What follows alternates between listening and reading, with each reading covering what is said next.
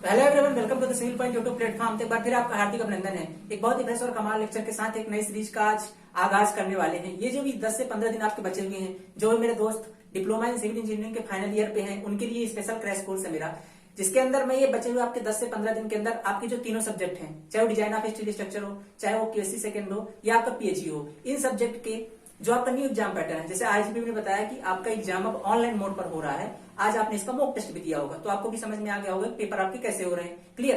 तो उसी के अंदर आप किस तरीके से क्वेश्चन को अटेम्प्ट करोगे। जैसे भाई आज तक आपने सारे सब्जेक्ट को किस तरीके से पढ़ा हुआ है, सारे सब्जेक्ट को आज तक आपने थ्योरेटिकल बेस पे पढ़ा हुआ है। भाई आपको लंबे लंबे डेरिवेशन करने थे, लिखनी थी थ्योरेटिकल सब्जेक्ट पर। आपको आज तक आपने ये ऐसे नहीं पढ़ा उसको कि भाई उससे ऑब्जेक्टिव क्वेश्चन कैसे बनेंगे, 1 नंबर के किस टॉपिक से बनेंगे क्वेश्चन, 2 नंबर के कहां से बनेंगे और 4 नंबर के कहां से बनेंगे।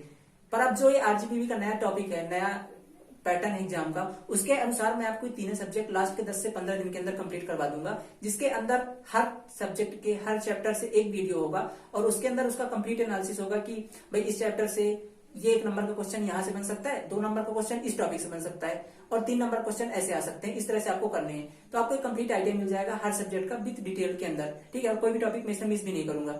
तो अगर आप ये पूरी सीरीज ज्वाइन करोगे, इसे पूरा कंप्लीट करोगे, तो आपको निश्चित ही पूरा कॉन्फिडेंट हो गया, पेपर दीजिए और आपके 100% आप क्वेश्चन अटेम्प्ट कर पाओगे। ठीक है, इतना आप विश्वास रखिए।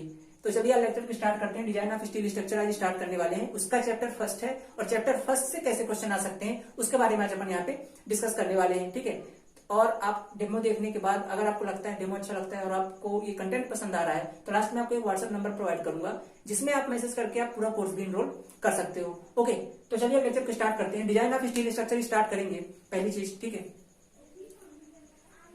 सब्जेक्ट स्टार्ट करने से पहले समझ लेते भाई कि डिजाइन ऑफ स्टील स्ट्रक्चर है क्या। थोड़ा सा आइडिया दूंगा डिजाइन ऑफ स्टील स्ट्रक्चर के अंदर करते क्या है। बेसिक कॉन्सेप्ट वाला चैप्टर है। आप यहाँ से 1 या 2 क्वेश्चन एक्सपेक्ट कर सकते हैं। मैं बताऊंगा कौन से क्वेश्चन आने वाले, उससे बाहर भी नहीं आएंगे। ठीक है, तो देखो भाई, सबसे पहले तो स्टील क्या होता है, पहले तो मुझे ये बता दो। एकदम बेसिक सा क्वेश्चन है, पता ही होना चाहिए यार इतना तो। ठीक है, स्टील क्या होता है। देखो दोस्त, धरती से, पृथ्वी से जब पहली बार खोद के निकाला जाता है लोहा, तो वो होता है आपका प्योर आयरन। ठीक है, किस फॉर्म में होता है, प्योर आयरन के फॉर्म में। ये जो प्योर आयरन है आपका, इसकी स्ट्रेंथ बहुत कम होती है। समझिएगा बात को, स्ट्रेंथ बहुत कम होती है, इसकी डक्टिलिटी बहुत ज्यादा होती है। इसकी डक्टिलिटी ज्यादा होती है, स्ट्रेंथ कम होती है, डक्टिलिटी ज्यादा होती है। अब हम लोग इस स्टील से, इस लोहे से बनाने वाले हैं अपनी स्टील के अलग अलग स्ट्रक्चर। अलग अलग स्ट्रक्चर, जैसे आप ब्रिज बनाओगे, आप वो रूफ बनाओगे, आपने देखा होगा ना, आप जब रेलवे स्टेशन जाते हैं तो ऊपर देखोगे आप, तो स्टील की ट्रस बनी होती है। ठीक है, तो हम लोग ये चीजें बनाने वाले हैं। हमको सीधी सी बात है भाई, स्ट्रेंथ तो चाहिए, दूसरी बात डक्टिलिटी भी चाहिए। डक्टिलिटी का मतलब क्या है, डक्टिलिटी का मतलब होता है कि वो टूटने से पहले, सपोज दैट मान लीजिए आपने कोई स्ट्रक्चर बनाया है और वो फेल हो ही रहा है, ठीक, उस पर लोड ज्यादा आ गया बाई दफा, तो वो फेल हो रहा है, तो अचानक ना टूटे, मतलब ऐसे ना टूटे जैसे कांच टूटता है ना, जैसे कांच टूटता है आपका। कांच कैसे टूटता है, मान लो कांच इसके ऊपर आपने ठोकर दी, 2 पार्ट में टूट गया। जैसे आपका दिल टूटता है ना, लड़की छोड़ के गई, गर्लफ्रेंड छोड़ के गई, तुरंत टूट जाता है, वैसे नहीं टूटना चाहिए स्ट्रक्चर, है ना। जो आप स्टील का स्ट्रक्चर बना रहे हो वैसे ना टूटे। कैसे टूटे, थोड़ा फैले, थोड़ा और फैले। कुल मिला के बात ये कि आपको टाइम दे। ठीक है, उसमें डिफॉर्मेशन, लार्ज डिफॉर्मेशन हो। क्लियर? कहने का मतलब है कि जो आपका ये प्योर आयरन है, ये टूटने से पहले एक लार्ज डिफॉर्मेशन दे, थोड़ा सा फैल जाए। जैसे च्युइंगम खा के आप खींचते हो, तुरंत नहीं टूटता, फैल जाता है, उस तरह से फैले, लार्ज डिफॉर्मेशन दे विदाउट बिफोर फेलियर। तो उसको बोलते हैं, उस गुण को बोलते हैं अपन क्या, डक्टिलिटी। अब डक्टिलिटी ज्यादा भी नहीं होनी चाहिए, क्योंकि आप फैली जाएगा तो फिर हमको स्ट्रेंथ भी चाहिए, क्योंकि स्ट्रेंथ और डक्टिलिटी एक दूसरे के इनवर्सली प्रोपोर्शनल है। समझिएगा बात को। ठीक है, तो ये जो आपका स्ट्रेंथ है, ये डिपेंड करता है, ये बहुत कम होता है एक्चुअली। जब आप प्योर आयरन मिलता है तो बहुत कम होता है, लेकिन हमको ये चाहिए, तो हम लोग इस प्योर आयरन के अंदर कुछ बाहर से चीजें ऐड कर देते हैं, कुछ बाहर से ऐड कर देते हैं इसकी स्ट्रेंथ को बढ़ाने के लिए। वो क्या ऐड करते हैं अपन, तो इसके अंदर मिला देते हैं अपन कार्बन का कुछ परसेंटेज ऐड कर देते हैं। ठीक है, कार्बन का कुछ परसेंट ऐड कर देते हैं। ये कितना होता है आपका, ये डिपेंड करता है आपकी स्टील पर कि आप कौन सी स्टील बना रहे हो। ठीक है, एक आदर्श स्टील की मैं बात करूं, जैसे आपकी माइल्ड स्टील, ठीक है, माइल्ड स्टील की बात करता हूं, तो उसके अंदर 0.12% से लेकर के 0.25% तक, ठीक है, 0.25% तक कार्बन का कंटेंट अपन ऐड कर देते हैं। ठीक है, 0.12% से लेकर 0.25% तक अपन ऐड कर देते। देखो दोस्त, कॉपी पेन निकाल के बैठना। ठीक है, कथा तो सुना नहीं रहा हूं, समझ रहे हो ना, नोट करते जाना, तभी बात दिमाग में चढ़ेगी, अदरवाइज कोई मतलब नहीं, भूल जाओगे सब। ठीक है, तो देखो 0.12 से लेकर 0.25% तक आप ऐड करते हैं, तो इससे आपकी थोड़ी सी स्ट्रेंथ बढ़ जाती है। ठीक है, इससे आपकी स्ट्रेंथ बढ़ जाती है। अब आप बोलोगे भैया इतने क्यों ऐड किए, इससे ज्यादा क्यों नहीं ऐड किए। देखो भाई, ज्यादा लालच में बुरी बला है। अगर आप ज्यादा ऐड कर दोगे, तो बेसिकली कोई दिक्कत नहीं, स्ट्रेंथ तो आपकी सीधे सी बातें बढ़ जाएगी, स्ट्रेंथ आपकी बढ़ जाएगी, लेकिन डक्टिलिटी कम हो जाएगी।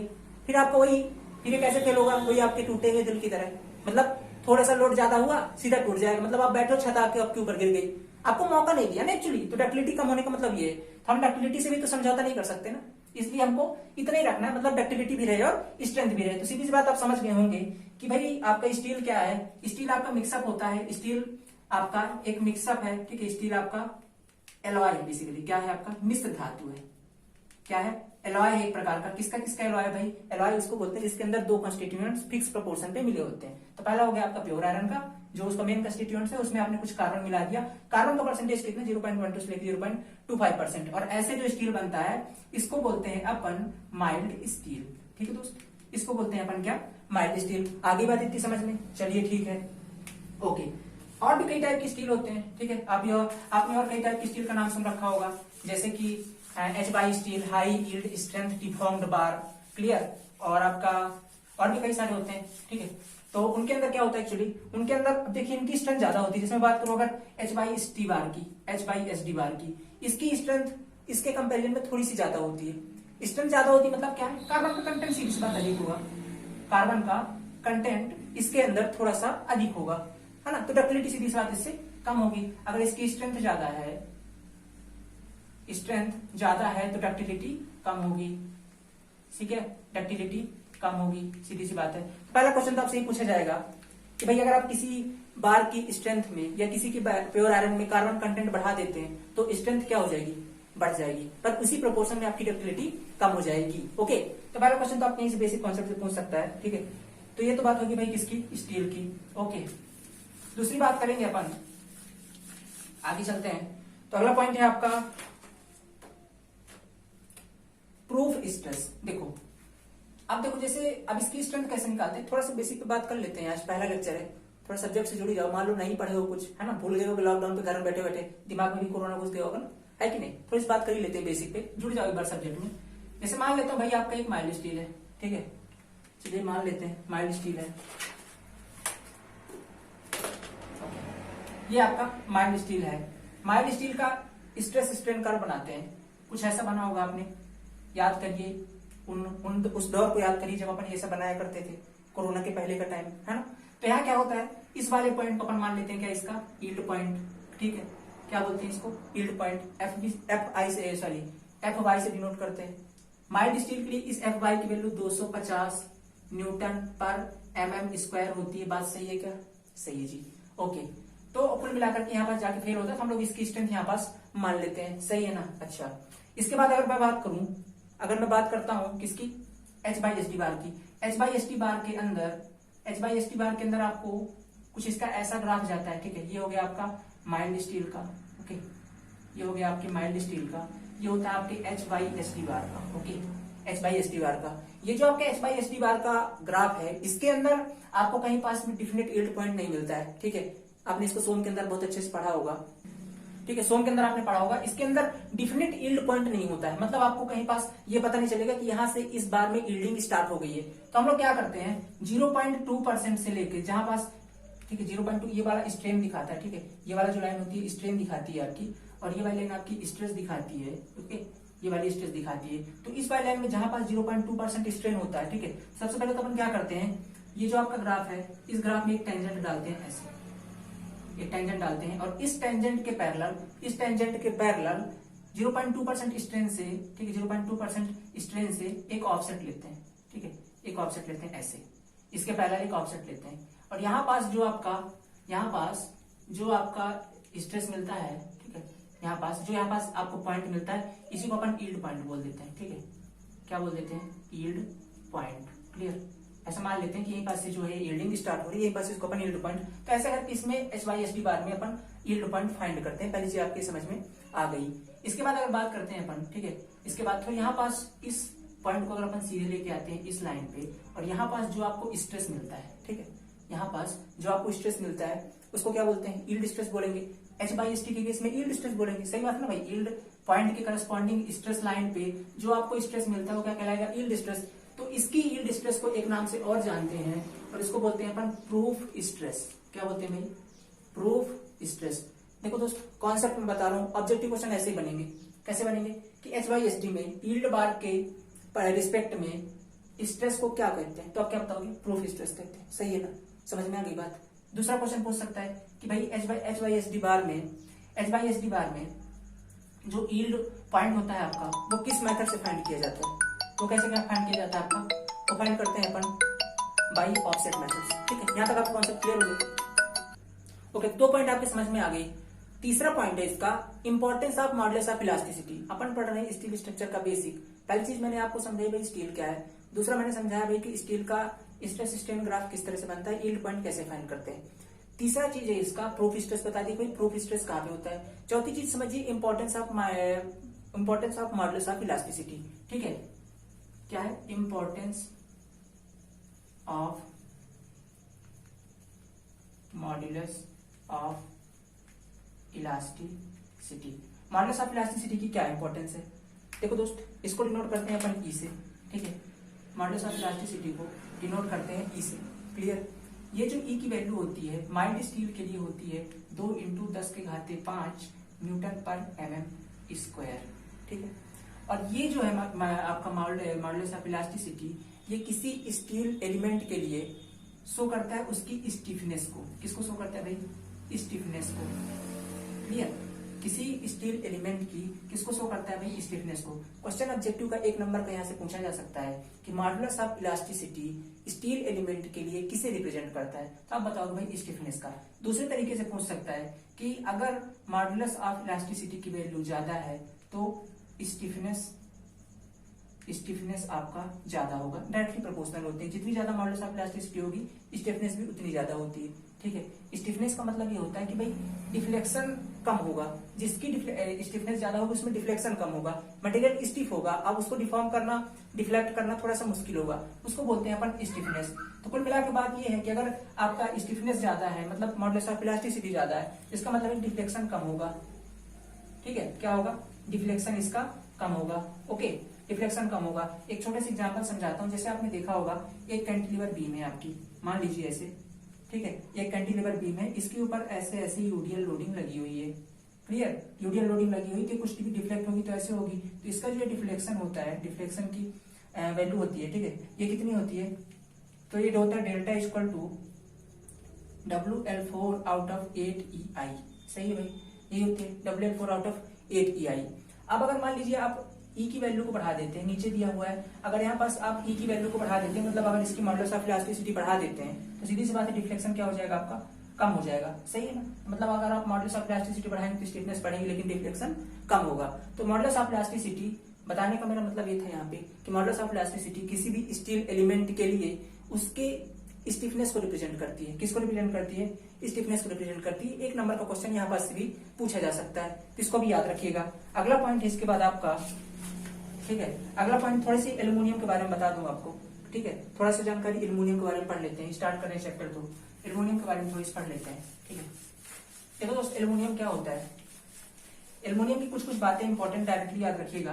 पहला जैसे क्या है कि एल्युमिनियम की जो मॉडुलस ऑफ इलास्टिसिटी होती है, मॉडुलस ऑफ इलास्टिसिटी एल्युमिनियम की, ठीक है, ये होती है आपकी मॉडुलस ऑफ इलास्टिसिटी स्टील से की 3 गुनी कम होती है। ठीक है, स्टील की मॉडुलस ऑफ इलास्टिसिटी बटे 3 होती है किसकी, एल्युमिनियम की। अब आप समझ सकते हो अगर इसकी मॉडुलस ऑफ इलास्टिसिटी कम है तो सीधी बात है अगर आप इसकी बीम बनाओगे तो डिफ्लेक्शन बहुत ज्यादा होगा। समझ गए ना, इसलिए अपन एल्युमिनियम यूज नहीं करते, महंगा भी होता है बट ये भी रीजन है। ठीक है, ये हो गया। इसके बाद दूसरी चीज क्या है, इसका थर्मल कोएफिशिएंट।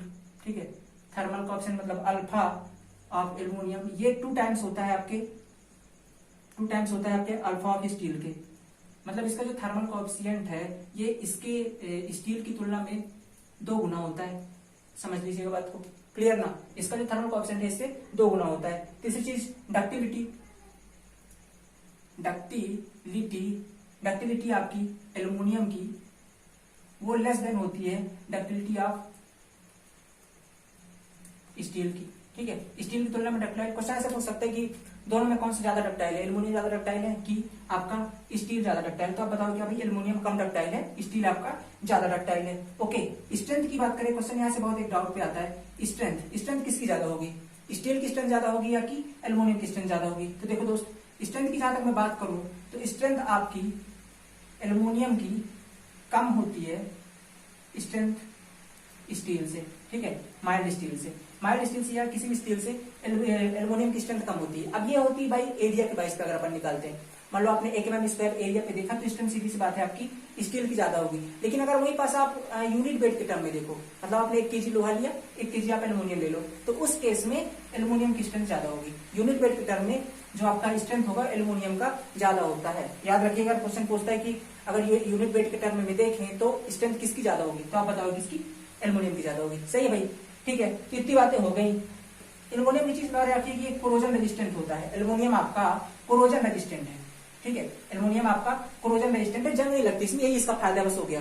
माइल्ड स्टील में आपकी जंग लग जाती है, कोरोजन रेजिस्टेंट नहीं होता है। अच्छा एक क्वेश्चन बताता हूँ यहाँ पे, जो आप घर में यूज करते हो बर्तन, वो भी तो आयरन होता है, स्टील होता है ना, उसको क्या बोलते हैं अपन, स्टेनलेस स्टील।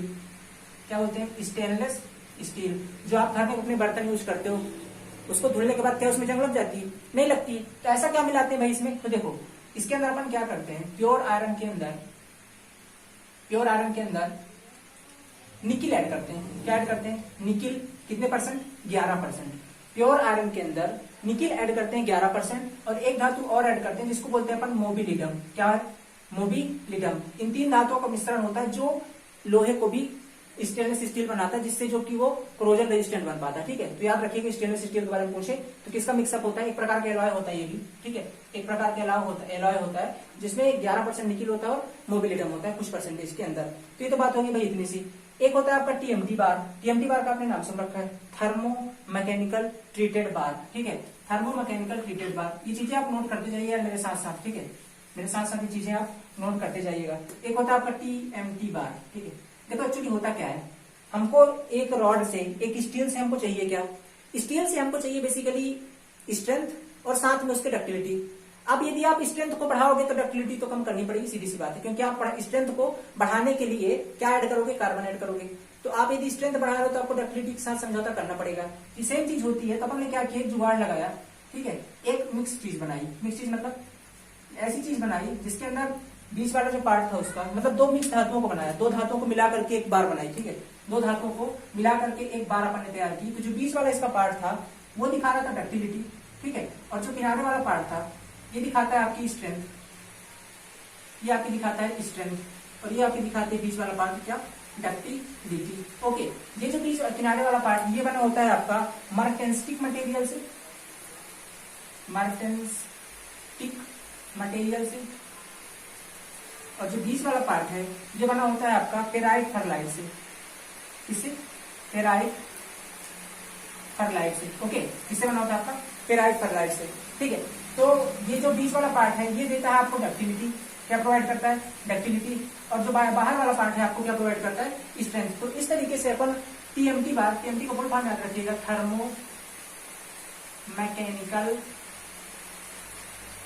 ट्रीटेड बार, ओके, थर्मो मैकेनिकल ट्रीटेड बार। इस तरह से बार से हम लोग को डक्टिलिटी मिल जाती है और स्ट्रेंथ भी मिल जाती है। क्वेश्चन यह पूछ सकते हैं कि जो टीएमटी बार का बीच वाला पार्ट होता है जिससे अपने को डक्टिलिटी मिलती है, किसका बना होता है, फेराइट फर्लाइट, और जो बाहर वाला पार्ट होता है बना होता है किसका, मार्टेंस्टिक मटेरियल, मार्टेंस्टिक मटेरियल का, ठीक है दोस्तों। ओके, इतनी बातें आपको समझ में आ गई। अब कुछ यहाँ से परमिसिबल स्ट्रेसेस इंपॉर्टेंट इस चैप्टर से, जहां से डायरेक्टली क्वेश्चन आपसे पूछे जा सकते हैं कि भाई कौन कौन सा परमिसिबल स्ट्रेस किसके लिए कितना होता है, ठीक है, तो उसको भी थोड़ा सा याद रखिएगा, इंपॉर्टेंट क्वेश्चन है, क्वेश्चन यहाँ से पूछे जाएंगे, ठीक है। तो देखिए सबसे पहले याद रखिएगा, ओके, चलिए लाइट आ गई, ठीक है। सबसे पहले क्या है, कुछ परमिसिबल स्ट्रेसेस इंपॉर्टेंट है। जैसे पहले की बात करूं, परमिसिबल कंप्रेसिव स्ट्रेंथ आप नोट करते जाइए। पहला, मैक्सिमम परमिसिबल कंप्रेसिव स्ट्रेस, इसकी वैल्यू कितनी होती है भाई, मैक्सिमम परमिसिबल कंप्रेसिव स्ट्रेस की वैल्यू डिनोट करते हैं इसको सिग्मा एसी से, ठीक है, डिनोट करते हैं इसको सिग्मा एसी से। इसकी जो वैल्यू होती है आपकी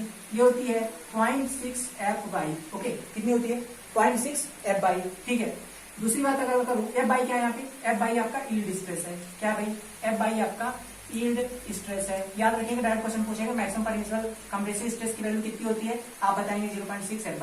दूसरी वैल्यू बताइएगा कि maximum permissible tensile stress, maximum permissible tensile stress, ठीक है, इसकी वैल्यू कितनी होती है, ये होता है आपका सिग्मा 80 से डिनोट करते हैं इसको, ये भी 0.6, ठीक है, 0.6 F/, ये दोनों इक्वल होते हैं। इसके बाद थर्ड वैल्यू की बात करूं, उनको डायरेक्टली आपको याद रखना है, clear. Maximum permissible bending stress, maximum permissible bending compressive stress, clear. Maximum permissible bending compressive strength, इसकी वैल्यू होती है आपकी, इसको डिनोट करते हैं सिग्मा बीसी से, और इसकी वैल्यू होती है आपकी 0.66 एफ वाई। एफ वाई सभी केस में आपका, एफ वाई सभी केस में आपका यील्ड स्ट्रेस ही है, ठीक है। एफ वाई सभी केस के अंदर यील्ड स्ट्रेस है, नोट करिए इसको, ओके। अगला आपका मैक्सिमम परमिसिबल, फोर्थ नंबर पे, maximum permissible bending tensile stress, maximum permissible bending tensile stress, इसकी वैल्यू कितना होती है, डिनोट करते हैं इसको सिग्मा, ठीक है, डिनोट करते हैं इसको सिग्मा बीटी से, ठीक है, डिनोट करते हैं सिग्मा बीटी से, और इसकी वैल्यू 0.66 एफ बाई होती है, क्लियर। तो इतनी बातें आपको समझ में आ गई। इसके बाद आपका पांचवा नंबर है maximum permissible shear stress, maximum permissible shear stress. इसमें दो चीजें होती है, पहले maximum permissible average shear stress, average shear stress, और जो इसकी वैल्यू होती है आपकी, डिनोट करते हैं इसको टाउ एवरेज से, इसकी वैल्यू होती है आपकी 0.4 एफ वाई, ठीक है, 0.4 एफ वाई। 6 नंबर पे याद रखिएगा maximum permissible stress, maximum permissible stress denote करते हैं इसको टाउ भी मैक्स से, ओके, टाउ भी मैक्स से, और इसकी वैल्यू होती है आपकी 0.45 F Y, okay, 0.45 F Y. Last में एक वैल्यू आपको और याद रखनी है 7th नंबर पे, और वो है आपकी मैक्सिमम, ठीक है, लास्ट में एक वैल्यू और याद रखनी है, और वो है आपकी maximum permissible bearing stress, maximum permissible bearing stress, okay, और इसकी वैल्यू होती है सिग्मा पी आर से इसको डिनोट करते हैं, इसकी वैल्यू होती है आपकी 0.7 एफ वाई, ओके। तो इतनी वैल्यू आपको याद रखनी है, 0.7 एफ वाई। ये 7 परमिसिबल स्ट्रेस है, बहुत इंपॉर्टेंट है, कई बार पेपर में डायरेक्टली क्वेश्चन यहाँ से पूछे जाते हैं, तो इन सातों वैल्यूज को आपको याद रखना है, आप इसको देख सकते हो, ओके। अच्छा, इसके बाद देखते हैं नेक्स्ट क्या है। तो इस चैप्टर से आपकी ये चीजें इंपॉर्टेंट है, ओके। हाँ, एक पॉइंट और इंपॉर्टेंट, इसको आप नोट कर लो जल्दी से, ठीक है, इसको आप नोट कर लो, ओके दोस्तों। तो देखिए, अब इतनी बातें आप याद रख ली। दो चीजें और इंपॉर्टेंट है, जैसे हम लोग जब भी स्टील का स्ट्रक्चर डिजाइन करते हैं, ठीक है, जब भी हम लोग स्टील का स्ट्रक्चर डिजाइन करते हैं, तो उसके अंदर अर्थक्वेक लोड को और विंड लोड को, इसको जनरली अपन कंसीडर नहीं करते हैं, ठीक है, क्योंकि इसकी वैल्यू इंस्टेंट टाइम पे बहुत ज्यादा होती है। जैसे अर्थक्वेक आता है तो उसकी कुछ सेकंड के लिए आता है, रोज तो आता नहीं आपके घर पे, है ना, रोज नहीं आता, तो इसकी वैल्यू उस इंस्टेंट टाइम पे बहुत ज्यादा होती है, तीव्रता बहुत ज्यादा होती है। तो अगर अपन इस लोड को कंसीडर करेंगे तो हमारा स्ट्रक्चर बहुत कॉस्टली, महंगा हो जाएगा, ठीक है, अपने फिर वो मतलब बहुत ज्यादा महंगा हो जाएगा, कॉस्टली बहुत ज्यादा हो जाएगा, हम लोग इसको कंसीडर नहीं करते हैं, ओके। तो इसके लिए हम लोग कुछ फैक्टर ऑफ सेफ्टी लगा लेते हैं। जैसे आप अगर स्टील का स्ट्रक्चर यूज कर रहे हो तो स्टील एलिमेंट के लिए और स्टील कनेक्शन के लिए, जैसे आप दो एलिमेंट को जोड़ने के लिए कनेक्शन बनाओगे स्टील स्ट्रक्चर के अंदर, पढ़ा होगा आपने, ठीक है, नेक्स्ट चैप्टर है, तो उसके अंदर अपन क्या करते हैं, कनेक्शन की स्ट्रेंथ को कुछ ओवर एस्टिमेट कर लेते हैं भाई, ठीक है, उसकी सेफ्टी के लिए कुछ बढ़ा के मान लेते हैं, ओके, और उसके एलिमेंट के लिए कुछ एलिमेंट की स्ट्रेंथ को कुछ बढ़ा के मान लेते हैं, ठीक है, एलिमेंट के लिए कुछ लोड को बढ़ा के मान लेते हैं। जैसे क्या है, अगर आप विंड और लोड को कंसीडर कर रहे हो, ठीक है, तो डिजाइन पर्पज के लिए जो स्ट्रेस की वैल्यू होगी, जो स्ट्रेस लेंगे अपन, ठीक है, जो स्ट्रेस लेंगे अपन, stress for steel element, stress लेंगे जो अपन स्टील एलिमेंट के लिए, उसकी वैल्यू को अपन इंक्रीज कर देते हैं 33.13%, ठीक है, 33.13% को। इतने से स्ट्रेंथ, मान लो आपकी स्ट्रेस जो भी आ रही थी उसको आप इतना बढ़ा के मान लो। इतना अपन क्यों बढ़ा रहे हैं, क्योंकि वही अपन अर्थक्वेक लोड को कंसीडर नहीं करें, तो अपन एक काम करते हैं, इतना और बढ़ा के मान लो। अगर उसकी तीव्रता है थोड़ी ज्यादा भी रही तो भी टूटेगा तो नहीं, एटलीस्ट बच जाएंगे, गिर उठ जाएगा, लेकिन अपन बच जाएंगे, ठीक है, ऐसा सिंपल सा। तो अपन क्या करते हैं, स्टील एलिमेंट के लिए नॉर्मल सी बात है 33.1/3% आप उसको एज्यूम बढ़ा के मान लो, किसका, स्टील एलिमेंट के केस में स्ट्रेस की वैल्यू को। कनेक्शन के लिए कितना बढ़ाओगे भाई, दो एलिमेंट है ना, अगर कोई स्टील स्ट्रक्चर बनाओगे तो मान लो एक आपका स्टील एलिमेंट होगा, ठीक है, और स्टील एलिमेंट को आपने ऐसे कनेक्ट किया होगा प्लेट लगा के, तो ये कनेक्शन होगा। कनेक्शन की स्ट्रेंथ को कितनी बढ़ानी है, तो कनेक्शन की स्ट्रेंथ को अपन बढ़ा देते हैं 25%। कनेक्शन की स्ट्रेंथ को कितना बढ़ा दो आप, 25%। कनेक्शन की स्ट्रेंथ को 25% बढ़ा दो, और स्टील एलिमेंट की स्ट्रेंथ को आप स्टील एलिमेंट की स्ट्रेंथ को 33.33% बढ़ा दो। ये दो वैल्यू आपको याद रखनी। भाई पूछ सकते हैं कि अगर विंड लोड और कोई लोड को कंसीडर कर रहे हैं तो उस केस में कितना बढ़ाएंगे आप लोड को, ठीक है, लोड स्ट्रेस को कितना बढ़ाओगे, ओके, ठीक है। तो आपको याद रखनी है इतनी चीजें। इसके बाद कुछ परमिसिबल डिफ्लेक्शन है, डायरेक्टली याद रखनी है आपको, आपने नोट कर लिया इसे, ठीक है। कुछ परमिसिबल डिफ्लेक्शन है। परमिसिबल डिफ्लेक्शन की वैल्यू जैसे क्वेश्चन देखो यार, यहाँ से 1 नंबर है, 2 नंबर का क्वेश्चन पूछ ही जा सकता है। 2 नंबर क्वेश्चन तो इस चैप्टर से नहीं आएंगे क्योंकि इस चैप्टर में कुछ है नहीं। 2 नंबर क्वेश्चन आपके नेक्स्ट चैप्टर से बनेंगे, जैसे कनेक्शन वगैरह से, वहां अपन समझेंगे आराम से कैसे कैसे क्वेश्चन आ रहे हैं। इस चैप्टर से 1 नंबर का क्वेश्चन आ सकता है और क्वेश्चन परमिसिबल स्ट्रेस से आ सकता है, ठीक है, जो इससे पहले पढ़ने पड़े उससे पूछे जा सकते हैं, ठीक है। तो अभी देखिएगा परमिसिबल डिफ्लेक्शन। परमिसिबल डिफ्लेक्शन कितना अलाउ करेंगे आप साहब बता दीजिए अलग अलग केस के अंदर, ठीक है। परमिसिबल डिफ्लेक्शन कितना अलाउ करेंगे। आप मेरी बातों पे ज्यादा ध्यान देंगे तो ज्यादा आप अच्छे से समझ पाएंगे, ठीक है। बोर्ड में भी दीजिए, बातों पे ज्यादा दीजिएगा। Permissible horizontal vertical deflection in structural element, ठीक है। परमिसिबल पहला लिखिएगा, permissible horizontal deflection, horizontal and vertical deflection, ठीक है, in vertical deflection in structural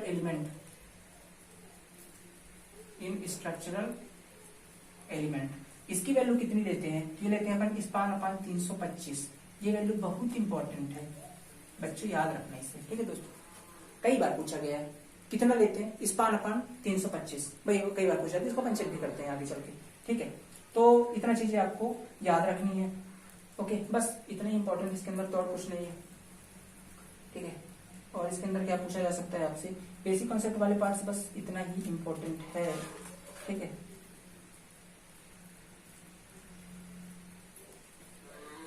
दो तीन चीजें और लिख लीजिए साइड में, शायद ही पूछ ले यहाँ से 1 नंबर क्वेश्चन। इलास्टिक डिजाइन के लिए अपन देखो 3 प्रकार की डिजाइन करते हैं, इलास्टिक डिजाइन, प्लास्टिक डिजाइन और लिमिट स्टेट मेथड पे, ठीक है। तो इलास्टिक डिजाइन के लिए कौन सा कोड प्रेफर करेंगे, इलास्टिक डिजाइन के लिए कौन सा कोड प्रेफर करेंगे, IS कोड, ठीक है,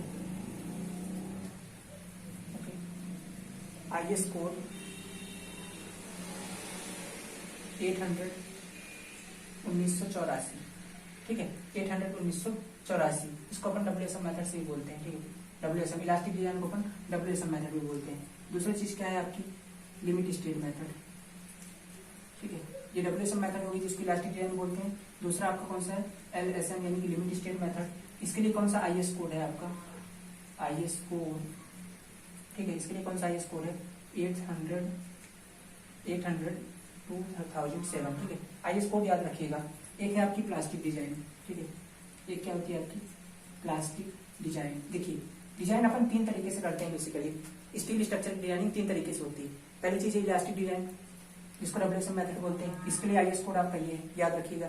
दूसरा आपका LSM method limit state design, इसका IS कोड आपका 800 से 2007 है। तीसरी होती है प्लास्टिक डिजाइन। प्लास्टिक डिजाइन का भी चैप्टर है किसके अंदर, स्टील के अंदर। तो इसके लिए जो IS कोड है आपका वो है 800 1984, ठीक है, 800 1984 सेम है इनका भी। तो आप इन दोनों को याद रखिएगा, ओके। WSM मेथड पर डिजाइनिंग इस समय नहीं होती है, पूरा काम अपन स्टील के अंदर या तो प्लास्टिक डिजाइन पे करते हैं या तो लिमिट स्टेट मेथड पे करते हैं, ठीक है। तो ये दोस्तों बस फर्स्ट चैप्टर से आपकी इतने ही objective question, 1 number question basically जितनी चीजें मैंने बताई हैं, उससे बाद फर्स्ट चैप्टर से कुछ नहीं आएगा, ओके। तो इतना ही पढ़ लीजिए बस। अगला लेक्चर आएगा आपका कनेक्शन का। कनेक्शन चैप्टर में जितना थोड़ा सा बड़ा होगा अगला लेक्चर, कनेक्शन में जितने भी इंपॉर्टेंट होंगे वहां से 2 नंबर के, 4 नंबर के और 1 नंबर की जो भी क्वेश्चन होंगे उसको अपन करेंगे, ठीक है। और हाँ, अगर आपको लेक्चर पसंद आ रहा है, आप अगर हमारा पूरा कोर्स तीनों सब्जेक्ट का इसी तरीके से इनरोल करना चाहते हो तो इस व्हाट्सएप नंबर पर कॉन्टेक्ट कर सकते हो, ठीक है। इस व्हाट्सएप नंबर पर कॉन्टेक्ट कर सकते हो 91794174 और 00। इस व्हाट्सएप नंबर पे कांटेक्ट करिए और अपना पूरा कोर्स इनरोल करके इन 10 से 15 दिनों में आप अपनी स्किल सुधार सकते हो। अगर आपने कुछ भी नहीं पढ़ा तो भी आपके लिए इफेक्टिव होगा। सारी चीजें बहुत शानदार तरीके से एक्सप्लेन करूंगा, ठीक है। और पूरा कोर्स हमारा ज्वाइन कर सकते हैं, तीनों सब्जेक्ट का कंप्लीट पैकेज ले सकते हो। Okay, thank you so much, have a nice day.